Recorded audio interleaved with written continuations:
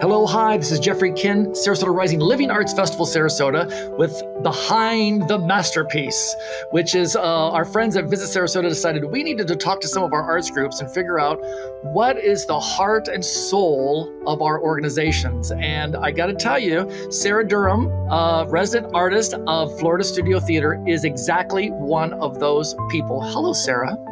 Hi, thanks so much for having me today. It's our pleasure, and I know you're going to be great in this interview. You know why? Why? Because you're an improv person. Absolutely. You can handle anything, right? Right. So did I get throw the hard questions at me? I know. Did I get your title right? You're the resident Correct. artist? Yeah? Yep. I'm resident artist is my all-encompassing Florida Studio Theater title. Great. I'm also the associate director of improv. So I've been overseeing that program for the past few months, but before that was the kind of assistant director for the program. And now since about December, I've been helping run it all. So you're moving up, which is how we do it in the theater. You work, and then you get a little blessing here and there. So absolutely. So Florida Studio Theater, an amazing professional theater on our cultural coast. They do professional shows, a lot of them. You have 5 different theaters? We do, yeah, 5 different theaters. Something going all the time, which we'll talk about. But your main thing, your thing is improv. Will you explain to people what improv is, maybe if they don't know? Absolutely. Improv is unscripted theater. So we at FST, we're one of the few programs that runs completely year round at FST, where we perform every Saturday night. We do everything from unscripted, more game show type shows where people might be familiar with Whose Line Is It Anyway type shows. Right. We also do shows like coming up around the 4th of July holiday this year, we do an improvised Revolutionary War musical. We get a Revolutionary War hero who never existed and turn their life into a 90-minute musical. Oh my God, 90 minutes? Yes, yeah. Kind of, in the vein of Hamilton, of course. If you will. Just not exactly the Lin-Manuel caliber, but we're making it all up on the spot. We don't know what the battle is, who the hero is, what their accomplishments were, until the audience gives it to us as the show is starting. I love it. And I know Rebecca Hopkins has just been such a proponent of yours and has really worked on improv and building that. And really, you guys have a national following and are doing an international festival that's coming up. So that's July 18th and 19th. Correct. And I'm out of town, just so you know, so it doesn't always figure. Right, always. So talk to us about, because you've done this several years before, right? Right. Yeah, this is our 15th annual festival. 15th? It would be our 17th, but I know most of you all heard there was a pandemic a few years ago. What was that? Shut us down. You didn't know about that? Yeah. So that shut us down for a few years. We actually did one year. The first year, 2020, we did like a virtual festival. But improv, again, it's live theater. It's so much of it's about being in the space and the room. And we're so excited to be bringing it back. This one is our biggest festival. We have more performers than we've ever had before, coming in from all over the United States and Canada as well. I was reading your thing, and it sounds exciting. And there's 29 performances, 17 troops, and over 60 artists. Right. So you talked about those 5 spaces that we have. We shut down all but one of those spaces for the entire weekend. And it's improv running in every space, starting, I think on Friday, we start at 6 o'clock and go through 11 o'clock. And then the next day we start at 4 o'clock and go through till the end. So every space you can bounce around and see almost every troupe while you're over the course of the 2 days between all the spaces that we run at the same time. Wow, that's incredible for artists and for viewers, of course, because you can't have art and improv without an audience. So that's why it's great. And did I read something about that? There's a festival pass that people can get? Absolutely. Yeah. Yeah. That's the most popular way to go because you get to see everything. So you can do a festival, a Friday and a Saturday pass, a Friday only pass, a Saturday only pass. It's whatever works best for your schedule. But with that pass, you get to choose, every show you want to see in every different time slot. So you can jump from seeing North Coast, which is a hip hop improv group out of New York City, to seeing Dad's Garage, which is a group out of Atlanta, Heard about to them? Parallelogram Phonograph, which is a longtime improv festival favorite from Austin, Texas. They do improvised plays. So Okay. there's so many different forms of improv you get to see over the weekend. And we've got a lot of new groups coming for the first time. We've got a lot of great standbys who've been super popular with our festival goers over the last year. But also for the 15th, we're like, we need to go big. And so we're bringing in quite a few new groups this year too, which is fun. I love it. You talk about the Texas thing. I wore this tie specifically for you. It's for the viewers that are watching. It is the ugliest tie I've ever owned. And I thought, it's perfect for improv. I'm going to wear this tie. It was my dad's wool tie. Improv brings out the best, I think, in people because it's spur of the moment. It's right there at you. But the good news is, so Florida Studio Theater, I had the phone number right there because, gosh, you got to call them in advance, 941-366-9000 or floridastudiotheater.org. And we spell theater R-E because we're classy. Yep. But you also have workshops that allow people to learn how to do what so education is an important part of what FST does. So, and for improv, this is the same. So what do we got going when it comes to workshops that people can take? Yeah. So almost every troupe that's coming in is going to present a workshop on that Saturday morning. You have a chance to take intro to musical improv, where you're singing and making up songs on the spot, all the way to short form games. So doing improvised, like whose line is it anyway type games. Right. We've got hip hop improv again from North Coast. We have physicalizing characters. So we have a really incredible FST improv, like student community. And, we run classes year round. And so we have a lot of those students who want to take classes, performers in the area who can sign up and learn some new skills. And then we also have people who come in from all over Florida to take these workshops as well. And you can do a pass with the workshops too. So there's 3 different workshops you can take in 3 different time slots.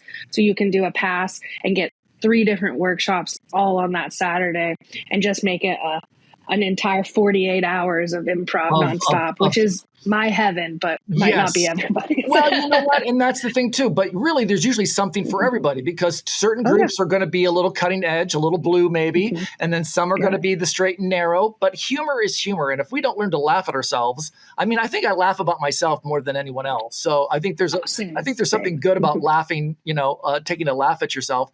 I loved when I visited your website too, that you have a whole thing talking about bringing people in from around the country and around the state. You have a preferred hotels list. So if you're interested, you can visit them. And of course, all that tourist development tax funding that comes from when people stay at hotels comes back to us from the tourist development tax. And it helps the arts organizations in the area. So I love that you have that little extra thing so that people don't have to work too hard to find a place to stay and places. Oh, absolutely. And we couldn't do this without the partnerships we have with the hotels in the area year round, but especially at times like this. Not only do a lot of these hotels donate rooms so our performers can stay, we're one of the few, what we refer to as a curated festival, which means we bring in performers, we pay their travel, we pay their housing while they're here. That's why we say we're a festival of headliners, because any of these troupes could headline a festival anywhere around the world. Wow. But we're bringing all of them under one roof for 2 days over one weekend. And the hotels and our partnerships with the community are the only way we're able to do things like this because of how generous the Sarasota tourism community is and the hotel partnerships we have. Well, of course, and you guys are right there downtown Palm Avenue. And so there's you have great, Artivation is right there. And then you have all the hotels that are up along the water right there. So you have some beautiful places that people can stay. Richard Hopkins, bless his heart, has done an amazing job there for over 30 years, I believe. Yeah. He started that little theater, and talk about a little engine that could. And now there's plans to build right in that infamous parking lot where we park when we're doing shows, because it's right there. But that's going to be a 12-story ish building? Yes. It's gone through transitions for sure. It was, before the pandemic, we were supposed to break ground, and then the pandemic happened and inflation has happened, and we're so close. I think we're only a few months out from breaking ground now. Awesome. And it's going to be 3 new theaters, a new restaurant, a park. Half of it will be parking garage, which we love, and is. We've worked with the city for that as well to help ensure that we have parking for our patrons. And then we get to the top few floors will be housing for our resident artists that we're bringing in from all over from New York City, and all of our professional performers that we bring in. And when you're talking about, floors. You guys literally right now have 4 shows running right now. I mean, this is so it is off season officially for us here, but I mean, when I started looking at the things that you guys have going, it's a little insane. You have Dames at Sea that's running all of opens June 29th and runs for July. You have Divas, which is if a show has It's Raining Men in it, you know what it's about. So that's June. Does that open June 22nd or plays till June 22nd? It plays till June 22nd. That's correct. Yeah, June 22nd. And then you have How Sweet It Is, the Motown review happening till August 3rd. So you guys really have things happening all year round, which wasn't always the case. I can remember, I've lived here now for 30 some years. We used to close down. And I remember talking to Richard about doing shows in the summer, and we were on the cutting edge of that, that there are people here year round now, and they need to be entertained, right? Oh, absolutely. And that's just, you mentioned those are just the performances that we're doing. We still have Jersey Boys also running. Oh, that's right. It closes this weekend. Yep. And then we start summer camps next week, and we'll run summer camps all summer for youth. And then we have all of our adult ed classes that we're doing too. So we have acting classes, improv classes happening every night of the week. So I think at our peak, we usually, I want to say the number is 14. In one day, when we're in our full peak season, we do 14 shows in one day. Yeah. Like a Saturday, we'll do improv, children's theater, main stage, cabaret, all of those things. So we don't stop moving. Yeah. Well, you have a great team there, and, success builds on success. Not that every theater has it, has its ups and downs, but you guys are definitely on an upward trajectory with this and the improv festival. Have you always been an improv type person? I mean, I saw that you're from Kentucky, so the improv capital of the world. I don't know if people knew that. I jokingly say I think my bio says that I was raised on Mel Brooks and Billy Graham, which is my father is a Southern Baptist minister, and my mom introduced me to Mel Brooks. So it was this beautiful, insane upbringing of watching Airplane on a Saturday night and then going to church the next morning. Oh yeah. Bless our parents for being odd. I remember my mom saying, "Jeffy, you have to stay up with me. There's this great show on Saturday night. You have to watch it with me." Yes. So from the very beginning, I was watching Saturday Night Live with my mom, and my dad would just howl at us for being so loud and stomping around, damn kids in the middle of the night. Yeah, all that. So has this always been something? Theater has always been in your life? That's been a dream? Absolutely. Theater has been maybe the one constant out of the passions that I've had. I went to school to do writing. My mother was an English teacher and instilled a love. You can see these are actually all Nancy Drew books up here behind me. Yes. And I was like, I'm going to sit right in front of my comedy shelf. Nice. So you can see my Second City books and my SNL books too. Right. So English, and writing were my first love. I always I would write versions of what I now know are sketches and make my friends perform them at recess growing up. So I was a sketch writer first and foremost, and went to Second City in Chicago as a sketch writer.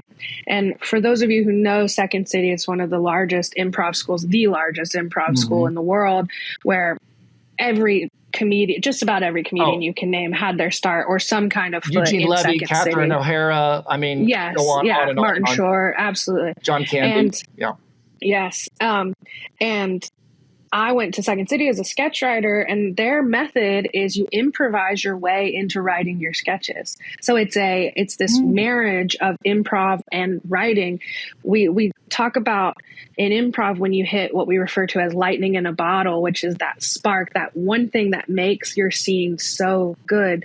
Then you go backstage and write it down and take some notes, and then you create a sketch out of that too. So improv, actually going to Second City is what really pushed me into improv. I came to FST in Sarasota as a playwriting intern. Oh, interesting. And so actually deal with Catherine Rendazzo then, which is just fate worse than death. She's horrible. Yes, yeah. I'm kidding. We went to college together, Catherine. so yes. Oh, no way. Oh yeah, Catherine and I've known each other for years. She's amazing. Yeah. So I was kidding. Yeah. Love you, Catherine. Oh, we love Catherine.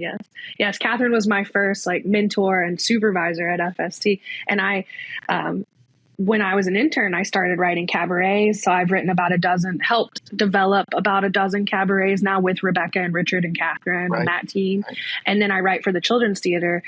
So I write our Christmas, our holiday show every year. And then I've written a few of the Children's Theater productions outside of that as well. So writing, again, is still a huge part of what I do, which is the antithesis of improv, which is you've got nothing, just go out there and hope for the best. Right. And so I kind of live in two worlds. I love it. So how do you find balance in your life? Because that's my biggest issue always. And, being in the arts, how do you keep it all together? Oh, man, really, I have, especially in the past few years, have an incredible community that I've just really has helped me feel planted in Sarasota for the first time. Not the first time, but really coming in. I came on full time March 1st of 2020. 15 days later, we shut down. We sure did. Yeah. Yeah. And so they kept me on because all we could do when we were shut down is write shows. Right. So I helped to develop the cabarets and write more of the children's theater shows through the pandemic. Really when we opened back up is when I really got my foothold, because the first thing we opened back up with was improv. We could keep our 6 feet socially distanced on stage. I remember that. Yes. Yeah.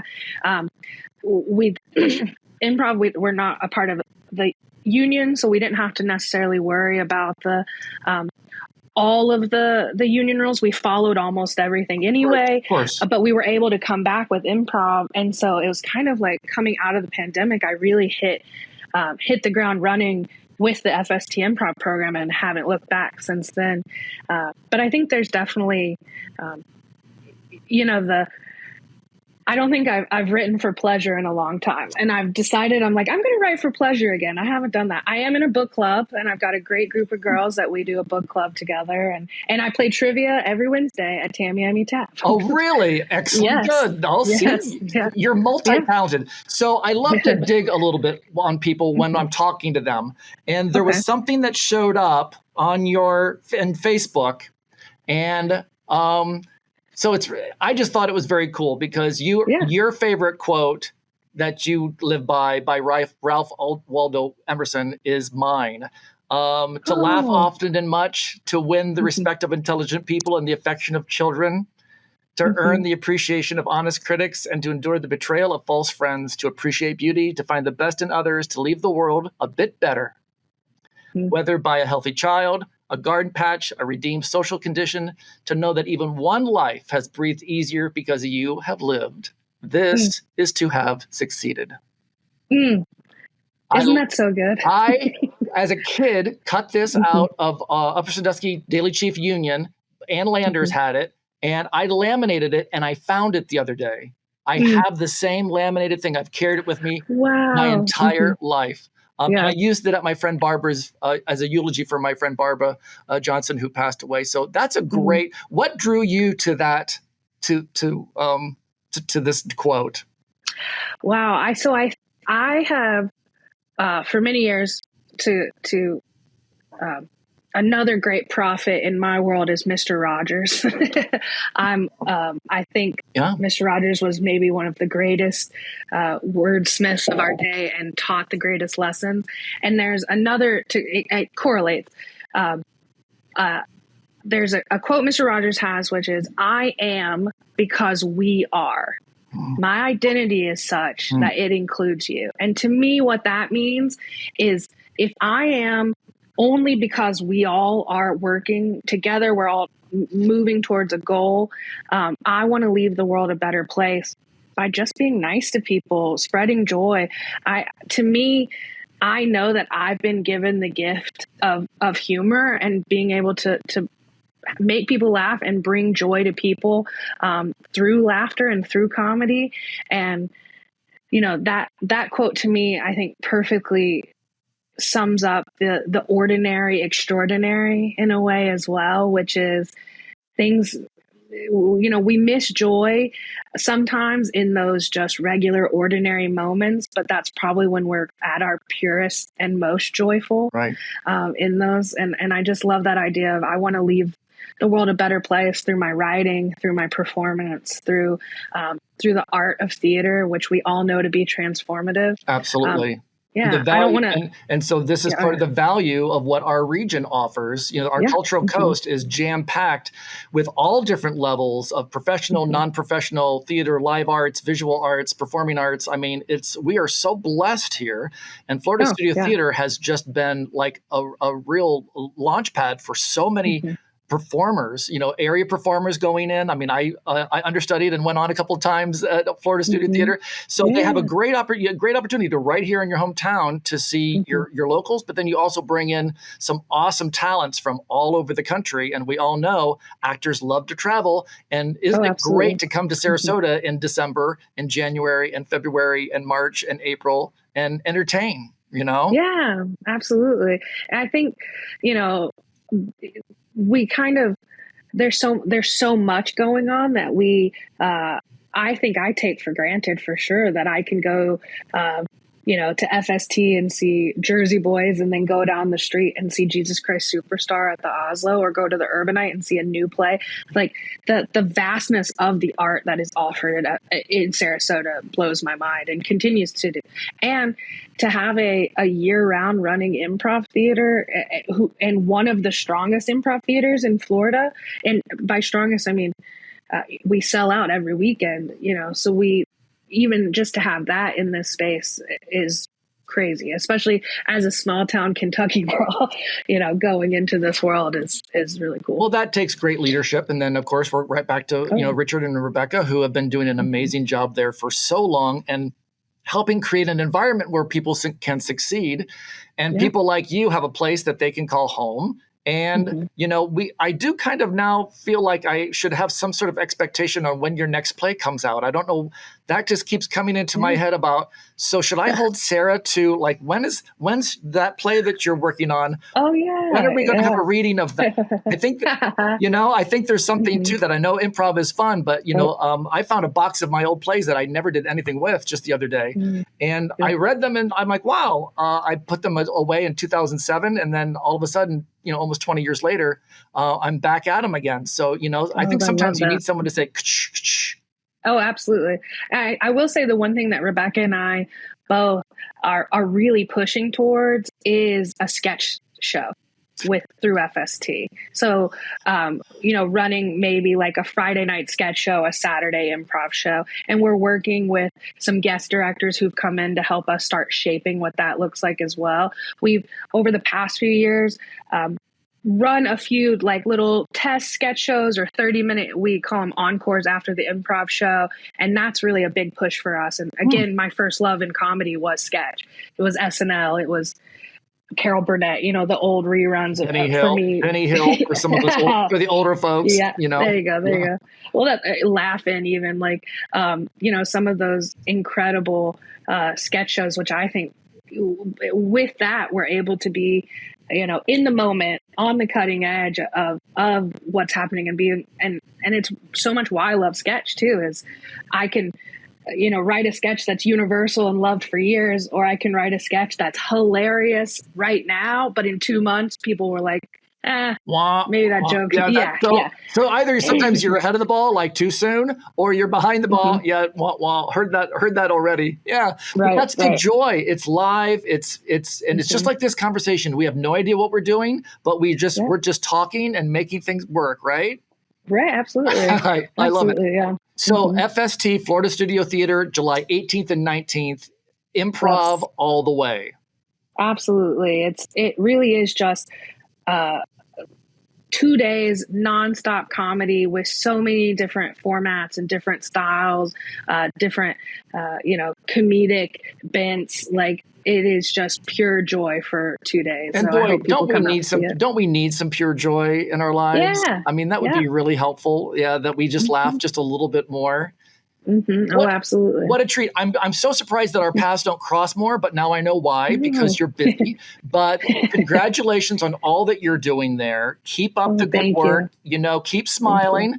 That helps. Smile therapy works when when the world gets you down. You got to keep putting that one foot in front of the other, right? Oh, yes. Well, thank you so much for having me. This has been so much fun. I love it. And we'll hopefully talk to you and run into you soon. Yay. Thanks. Bye-bye. Bye. Thank you so much for watching. Thank you so much for listening. This has been Jeffery Kin as a part of Visit Sarasota's Behind the Masterpiece. We love listening to our arts practitioners, and we want you to listen as well. So make sure you join us at sarasotapodcast.com, and we'll see you at the next interview.